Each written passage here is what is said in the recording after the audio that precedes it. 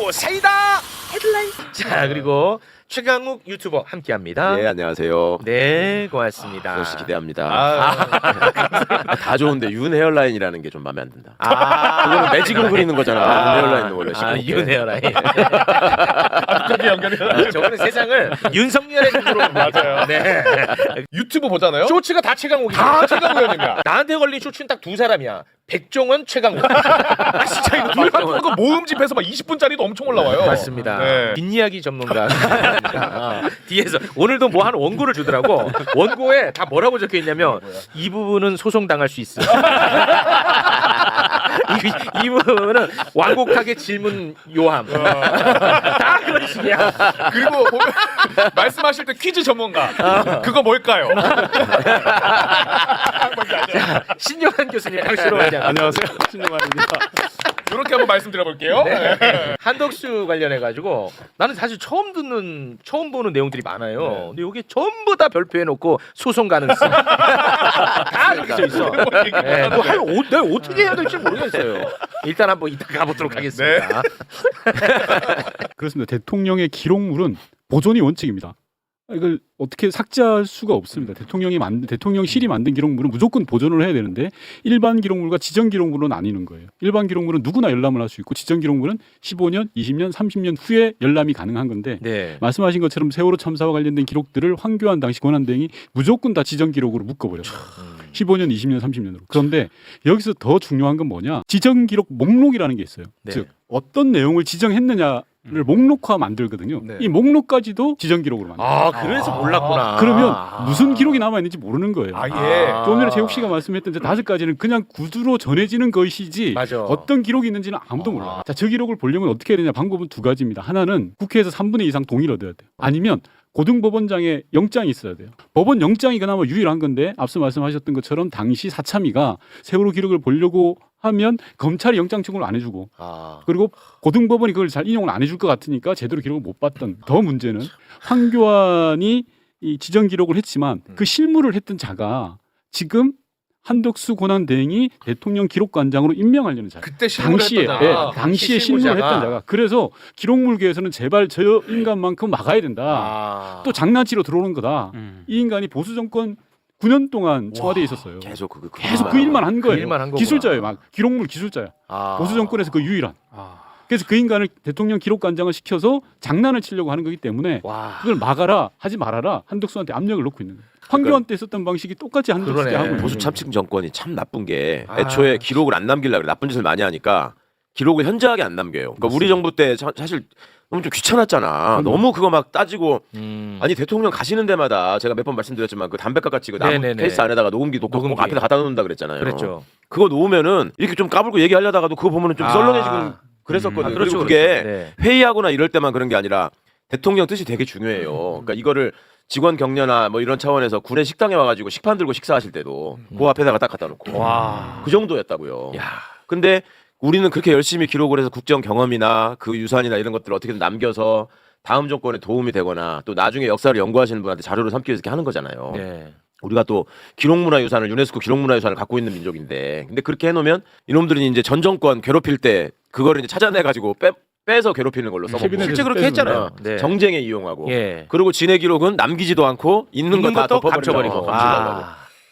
진짜 정말 나쁜 사람들이야. 아까 얘기해 주신 거 교활하네 진짜. 이 진짜 사람 교활하다니까. 그대로 갔다가 보수 정권이 얼마나 기록을 안 남기냐면요.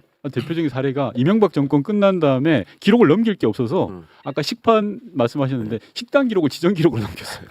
이 양반 양 채우려고 양 채우려고. 왜냐하면 노무현 정부 때는 지정 기록이 수십만 건이었거든요. 네. 근데 이명박 정권 때는 없어요. 그게. 생산을 안 하는 생산 아예 안 해버려. 없을 리는 없지. 다 파기한 거죠. 와. 그러니까 좀 심각합니다. 나쁜 짓을 아무렇지 않게 하는데 이거 쓱 넘어가는. 야, 미치겠어. 나도 이걸 뭐 어떻게 할 수가 없어. 그냥 화밖에 내릴 수밖에 없어. 근데 댓글은 화도 못 내게 하니까 제가 아주 굉장히 괴로운데요. 경호처 직원들이 경호처 차장의 사퇴를 요구하는 연판장에 서명을 했습니다. 근데 경호처 직원이 한 700명쯤 되는데 한 530여 명이 서명을 했다는 거예요. 거의 다 했다는 거야. 뭐 그래서 김성훈 경호처 차장이 사의를 표했다 이런 보도가 나오던데요. 왜냐하면 직전까지 며칠 전까지만 하더라도 김성훈 차장이 뭐라고 했냐면 법무 담당한테 야 연판장 돌린 애들 징계할 수 있는 방법을 찾아라. 그래서 법무 담당이 방법 없습니다. 이건 어떻게 막습니까라고 했다는 거예요. 심지어 네. 두 번째는 야 나 돌아온다. 내가 국민의힘에 가서라도 다시 경호처장으로 돼서 돌아올 거야. 아, 그게 무슨 말이에요? 국민의힘에 김성문이. 가서라도 자기가 돌아온다. 그만두고서 국민의힘에 입당을 해서 국민의힘 입당해서 다시 경호처장으로 올 거야. 라는 식으로 겁박을 했다는 거예요. 누구한테? 이 인간이 갑자기 이러는 게.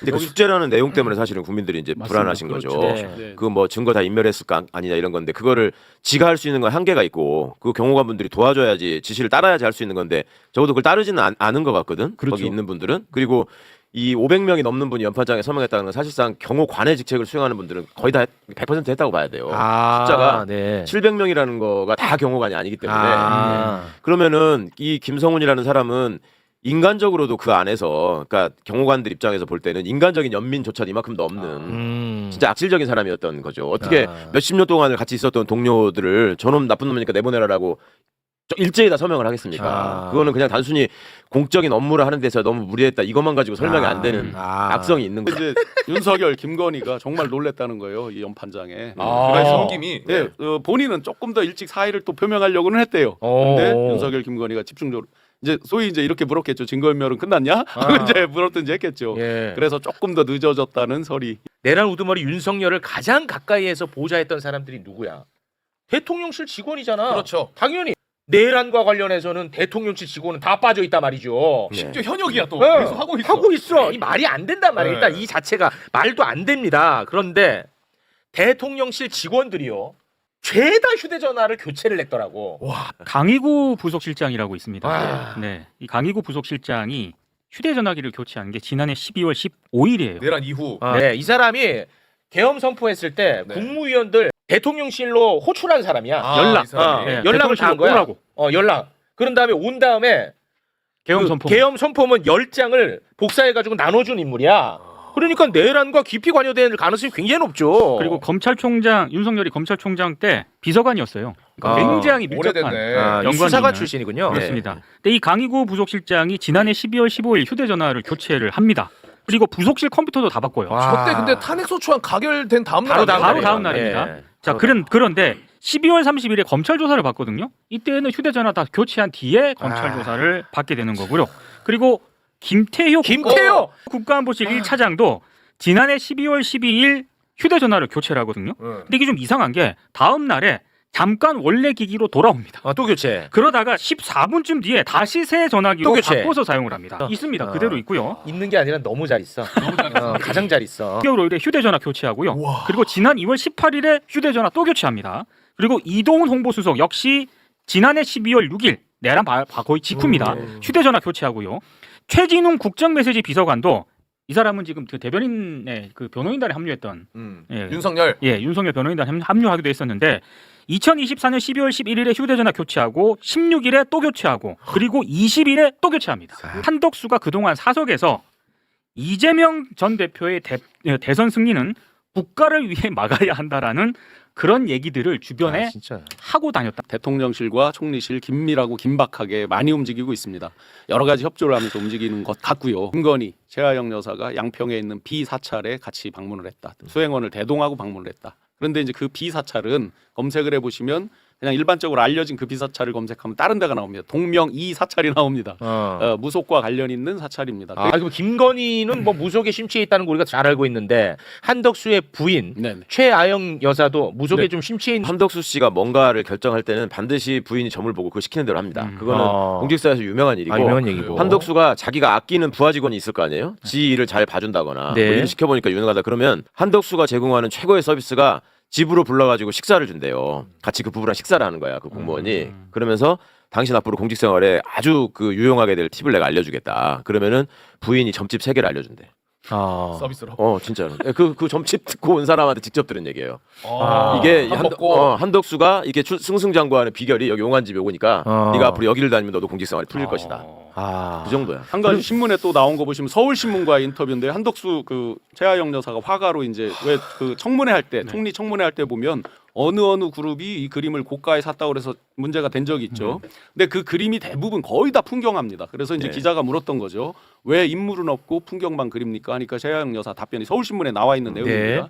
내가 사람 얼굴을 그리려고 사람을 보면 그 사람의 미래가 보여서 그리지 않는다라는 유의 말을 합니다. 지금 그렇습니다. 말씀하시는 게 뭐 당군 신화 얘기가 아니고 지금 대한민국 최고 권력자 그럼. 대통령의 부인과 네. 대한민국 최고의 권력자 총리의 부인과 아니 그러니까 두 사람은 가까워질 접점은 분명히 있긴 했겠네요. 아니, 처음에 한덕수가 총리 지명됐을 때부터 나온 얘기예요. 아, 그 얘기가 한덕수가 나왔었어요? 윤석열하고 무슨 인연이 있어서 총리 지명이 되냐. 아. 그러니까 사람들이 궁금하니까 아, 그거 원했던 나왔었어요. 사람들이 또 많으니까 막 알아봤을 거 아니에요. 그랬더니 김건희랑 최하영 다니는 점집이 세 군데가 겹치더라. 아, 그게 그때 나온 해설이었지. 아 그랬었나요? 아. 자격 없는 한덕수가 자격 없는 이완규 함상훈을 헌법재판관으로 지명을 했습니다. 그래서 이 건과 관련해서 국회에서는 권한쟁의 심판과 효력정지 가처분 신청 냈고 오늘 엄청나게 열받는 보도가 나왔어. 한덕수가 이 효력정지 가처분 신청 각하를 노리기 위해서 새빨간 거짓말을 했답니다. 그러니까 이완규 함상훈 헌법재판관 후보자 지명과 관련해서 의견서를 헌재 제출을 했거든요. 한덕수가. 네. 근데 이 의견서에 보니까 헌법재판관 후보자 발표는 장차 공직에 임명하겠다는 의사를 표시한 것일 뿐 지명에 해당하지 않는다. 근데 이건 완전히 국민을 우롱하는 겁니다. 그렇습니다. 아니 그 증거를 빨리 주세요, 제발. 증거가요. 그 존경하는 국민 여러분 해가지고 한덕수가 직접 두 사람을 지명을 할 때 발표한 네. 호소문 같은 게 있거든요. 네. 그 입장문에 보면은 제가 그 단락을 정확하게 읽어드릴게요. 네. 또한 열흘 뒤 임기가 종료되는 문영배 헌법재판소장 직무대행과 이미선 헌법재판관의 후임자로 이완규 법제처장과 함상훈 서울고등법원 부장판사를 지명하였습니다. 라고 본인이 아니 지금 이 시각에도 악질적인 게 악질적인 게 뭐냐면 저렇게 해놓고 4월 18일만 넘기면 그렇죠. 퇴임하는 4월 18일 넘기고 이제 공문 보내고 이렇게 가면 날짜도 확보되고 네. 저 이제 그 헌법재판소는 그 저거에 대해서 막을 수 없고 네. 뭐 이런 걸 노리고 있는 거죠. 그런 것 같습니다. 근데 자신의 몸값을 더 올리기 위해 나라를 팔아 먹을 것 같습니다. 한덕수가 트럼프랑 통화했죠. 네, 그래서 통화했죠. 몸 한 거 딱 올렸죠. 그리고 한덕수는 본인이 통상 문제 싹 해결할 것이라고 막 떠들고 다닙니다. 그런데 트럼프는 관세 전쟁에서 완전히 지금 밀리고 있어요. 예. 그러다 보니까 트럼프가 우선 협상국으로 대한민국을 딱 지정을 해버린 거야. 만만하니까 한덕수 있으니까 빨리 하겠다. 빨리 하겠다고. 왜냐면 본인이 지금 너무 밀리고 있으니까 대한민국을 우선 협상국으로 딱 지정을 해버렸어. 그런데 우리 정부의 입장은 뭐냐? 미국이 요구하는 건 다 들어주겠다. 하지만 다 들어주는 만큼 관세는 좀 낮추겠다. 이게 기조야. 우리나라의 기조야 이게. 네. 그러면은 트럼프가 지금 원하는 게 뭐냐? 미국산 수입 막 대폭 늘려라. 그리고 또 하나는 알래스카 LNG 개발에 투자해라. 대표적으로 이 두 개야. 우리 돈으로? 우리 돈으로. 근데 우리 정부는 이게 다 들어주겠다는 입장이야. 그래서 실제로 알래스카로 지금 다 날아갑니다. 실제로. 가요? 예. 그런데 이제 문제는 뭐냐면 이 알래스카 LNG 개발이 지금 언론 보도상으로 나온 것만 봐도 이게 한 62조 되나 봐. 2조? 62조. 네. 그런데 2030년이 돼야 생산이 가능해요. 5년 2030년이 돼야. 근데 트럼프가 여기에 목을 메고 있어. 근데 2030년에 생산 가능하니까 트럼프가 이따가 나가버리면 이게 앞으로 사업이 계속 될지 안 될지도 몰라. 그렇죠. 불투명해. 또 하나 이게 영국하고 미국에 큰 기업들이 있어요. 네. 거기서 이거 다 손 털고 나간 사업이야. 이거 뭐야 됐다 야 니네끼리 해라 하고 손 털고 나간 사업이야. 경제성이 없어. 경제성이 없다고. 근데 우리가 여기 다 들어줄 기세란 말이야. 알래스카 날라가고 난리나니까 이 지금 나라 큰일 났습니다. 자 지금부터는 의원님 제발 네. 좀 부탁드립니다. 제가 오늘 기자회견 이게 너무 그냥 손 놓고 야당에서도 이제 야당이 아니죠 민주당이나 이쪽에서도 이 비판을 안 해서 너무 답답해서 오늘 기자회견 하고 왔는데요. 이거 진짜 나라 팔아먹고 있어요 지금 말씀하신 것처럼. 이게 얼마나 심각하냐면 너무 다급해서 기자회견했는데 그 장면 짧게 예. 보고 오겠습니다. 국민에게 호소합니다. 민주진영의 유력 후보들에게 간곡히 호소합니다. 한대행의 망동을 막지 못하면 당신들의 발목뿐만 아니라 대한민국의 미래를 목조르게 될 것입니다. 네. 제가 하도 답답해서 내란 소개를 지고 나니 이게 메두사도 아니고 또 다른 대가리가 또 나와서 나라를 지금 내란이 계속되고 있다고 저는 보는데요. 트럼프하고 저걸 제가 전화 통화를 보면서 이 사람 진짜 사악한 사람이라고 생각했습니다. 왜냐하면 한덕수요? 예, 한덕수와 네. 트럼프가 전화를 했는데 원래 정상 간의 통화는 비밀 사항입니다. 그래서 보도 자료 외에 나눴던 얘기를 말하면 되지 않습니다. 네. 보통 이렇게 물을 때 기자들이 물을 때 외교부는 이렇게 얘기합니다. 정상 간에 그렇게 얘기합니다. 정상 간의 통화는 비밀이라서 구체적인 거 말씀드릴 수 없습니다. 그런데 두 가지 에피소드가 영어 잘한다. 대선 나갈 거냐. 네. 이 두 가지가 나왔어요. 이 나왔어요. 말은 뭐냐 하면 만약에 이것이 본인 뜻이 아니고 누가 누설했으면 색출해서 죄를 물어야 됩니다. 책임을. 네. 그렇잖아요. 당연하죠. 누군가가 비밀을 누설했으니까. 네. 근데 이거는 본인이 음. 했다는 증거잖아요. 그렇게 보이죠. 그러니까 완전히 그걸 자기 몸값을 올린 것이고요. 그리고 아까 계속 말씀을 하셨는데 저는 뭐 100번 양보해도 간보고 있는 것 같아요. 아, 출마 여부. 출마 여부는 나중에 뒤집을 수도 있는데 문제는 뭐냐면 자기 간보고 사적 권력에 이용하면서 지금 아까 말씀하신 LNG뿐만 아니라 전체를 사실 다 팔아먹고 있어요 지금. 지금 심각합니다. 심각합니다. 왜냐하면 지금 트럼프는 굉장히 공경에 처해 있어요. 네. 왜냐하면 중국한테 지금 역공을 당해가지고 그렇죠. 그다음에 국내 여론도 굉장히 나쁘고요. 네. 그러면서 원래 제일 먼저 때렸던 나라들이 어딥니까? 멕시코하고 캐나다잖아요. 맞아요. 트럼프는 러시아나 중국이 원래 때리고 싶은 상대가 아니라 가장 손쉽고 가장 빨아먹을 수 있고 경쟁력 있는 나라들을 뽑아먹는데 안 됐지. 그런데 지금 돌아와가지고 뭔가 성과를 보여줘야 되는 시점에서 그래서 트럼프는 저는 한덕수한테 대권 얘기한 것은 의도가 있다고 봅니다. 이 영양가 있지 너? 너 영양가 있지? 내가 시키면 할 수 있지? 그거를 할 수 있다고 대답한 겁니다. 아, 굉장히 근데 상황이 안 좋아. 안 좋죠. 그래서 원스톱 쇼핑이라고 그랬잖아요. 네. 근데 그 전에 한국을 이 머니머신이라고 그랬어요. 그러니까 그렇습니다. 미국의 지금 트럼프식으로는 미국에 가장 의존하고 있는 국가가 가장 먹잇감이 되겠죠, 당연히. 그렇겠죠. 그러니까 지금 한국은 그야말로 완전히 원스톱으로 안보, 경제까지 다 쪽쪽 빨아먹겠다는 얘기고 그거를 하고 나가겠다는 뜻입니다. 근데 이게 너무 굉장히 불안한 게 뭐냐면 트럼프와 한덕수의 이해관계가 딱 맞아떨어져요. 네, 그러니까요. 예, 트럼프는 지금 관세 전쟁에서 밀리기 때문에 이걸 뭔가 성과를 줘야 되니까 우리나라가 필요한 거고 한덕수는 자기 몸값을 올리기 위해서 야 봤지 나 관세 이거 내렸잖아 이 한마디가 필요한 거야. 그러기 위해서는 트럼프가 원하는 걸 다 내주는 거지. 근데 그게 기조더라고 실제로. 아까 경제성이 없는 이유가 거기에 미국의 지금 임금 수준에서 알래스카에 들어가가지고 개발한다는 게 말이 됩니까? 그러니까 경제성이 없는 건데 한국에 가서 몸으로 때우겠다는 얘기거든요. 정확하게 말씀하셨는데 지금 정의선 회장도 마찬가지예요. 현대가 31조를 한다고 한들 그게 제대로 생산할 때까지는 10년이 걸린단 말이에요. 그때는 트럼프가 없을 수도 있고. 그리고 그것 때문에 현대는 앞으로 미국에서 생산하는 걸 위해서 한국에서 생산을 줄일 수밖에 없어요. 그러면 우리 여기 유관 기업들이나 여기 일자리를 10년 앞을 보고 줄여버려야 돼요. 그러니까 우리가 러스트벨트가 된다. 우리가 러스트벨트가 되는 그 거예요. 얘기를 하잖아요. 근데 그거에 한국이 사실은 전 세계에서 이거는 정말 자랑할 만한 일인데요. 그냥 제조업 기술을 얘기하면 독일이 1위, 중국이 2위, 한국이 3위입니다. 근데 BBC라 그러죠. 배터리, 바이오, 칩 네. 이거는 세계 1위입니다. 우리나라 세계 1위입니다. 이걸 다 가지고 있는 나라 우리밖에 없어요. 그거를 윤석열이 바이든한테도 쪽쪽 빨리더니 맞습니다. 아무것도 안 받고 네. 지금 그거를 트럼프한테 다 약속하고 네. 있는 겁니다. 한덕수가 이거는 헌법재판관보다 더 발목을 저는 잡을 거라고 생각합니다. 맞습니다. 그러니까 한덕수가 지금 전면에 나서가지고 그냥 다 퍼주고 그 뒤에 또 최상목이가 열심히 또 서포트하고 있고 이런 게 매국노야. 매국노야. 진짜 매국노야. 진짜 여기에 매국노. 이제 조중동 언론의 어제자 조선일보 일면을 보시면 한덕수는 쏙 빠지고요. 알래스카 LNG가 건 3분의 2 가까이를 차지하면서 마치 읽어보면 우리에게 굉장히 중요하고 좋은 것처럼 해서 맞습니다. 계속해서 이 빌드업이 되고 있습니다. 네. 누가 들어보면은 우리가 거기 가가지고 LNG 캐다가 공짜로 바꿔서 쓰는 것처럼 이런 식으로 지금 모양을 만들어 이 나쁜 놈들이. 아니 2016년에 다 철수했다니까. 2016년에 철수했어요. 아니 그리고 트럼프가 누군데? 야 자기가 그렇게 좋을 것 같으면 우리한테 기회 주냐?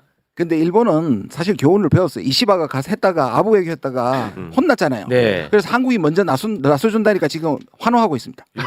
그러니까 한국이 가서 어떻게 하는지 보고 일본이 하려고. 야구를 해. 제가 그래서 계속 말씀드렸잖아요. 나중에 해야 된다 이거. 다른 국가 하는 걸 봐서 그게 기준에 맞춰가야 된다. 그리고 트럼프가 압박하면 이렇게 얘기해야 됩니다.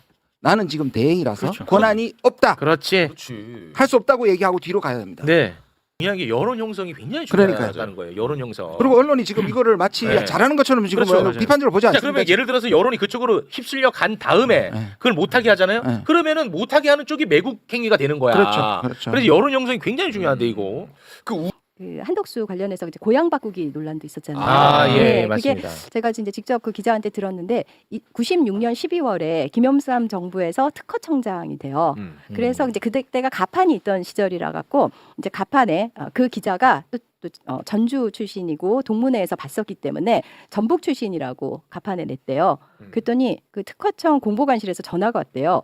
본적 서울로 바꿔달라고. 와, 한덕수가. 네, 그래갖고 와. 가판에는 전북 출신. 그다음에 그다음 날 이제 본판에는 서울 출신으로 본적 서울로 나갔대요. 그리고 나서 98년 이제 DJ 정부 때 3월에 통상교섭본부장이 되는데 그땐 당연히 네. 전북 출신이 되겠죠. 네. 뭐 어찌 보면 사소한 것일 수 있는데 사소하지 않습니다. 이거는. 그만큼 그 처세술과 고향까지 그렇게 바꾸게 하면서 살아온 분이다. 네. 뭐 가판이라고 하는 게 옛날에 종이신문 발행할 때요. 네. 새벽에 나가는. 새벽에 지역 배달을 위해서 먼저 내보내는 신문이 있었습니다. 네. 근데 그 지역으로 배달이 가거든요. 근데 이제 그게 계속 판가리를 해가지고 서울이나 수도권에는 이제 최종판이라고 해서 이제 바뀌어요. 근데 이제 그 가판 지역에 내려가는 거는 이제 그런 식으로 했다가 네. 바뀐 거는 이제 서울 지역 수도권 지역에서 이제 뿌려지는. 그러니까 그게 그냥 넘어갈 게 아니라 기만이 그렇죠. 오래됐네. 네. 사람들 기만하는 거. 처세와 기만. 네. 하고. 한덕수가 새덕수라고 했잖아요. 아. 인생 그렇게 살아온 사람이고 아까 본적가리를 한 거예요. 본적가리. 네. 예. 그 시절에 호남 출신 공무원들한테서 유행했던 일이에요. 본적을 호남이라고 적어놓으면 인사상 불이익을 받으니까 서울 이렇게 많이 바꿨거든. 아. 그러니까 지가 서울로 바꿔놓고 나 본적 서울인데 왜 호남 사람이라고 하나 이렇게 한 거지. 네. 그래놓고 이제 DJ 정부 들어오니까 나 전북이다. 그 뭐셔? 내 본적이요. 나 본적이요. 아따. 김이 빵들 하는 거네. 그리고 또 바뀌면 네 서울입니다. JP가 이제 정부 JP 정부 왜 그래요? 진짜 이게 딱 그런 사람이야. 그래서 실제로 보수 정권에서도 일하고 그렇지. 진보 정권에서도 일하고 아직까지도 총리를 해먹고 있습니다. 훔치고 있는. 그럼 홍적으로 지금 사람들이 많이 모이는 그렇죠. 양상이군요. 그래서 김문수가 따라 잡히고 있다고 하더라고요. 아, 그렇습니까? 네, 네. 아, 야 그러니까 대구 시장직을 던지고 나오는.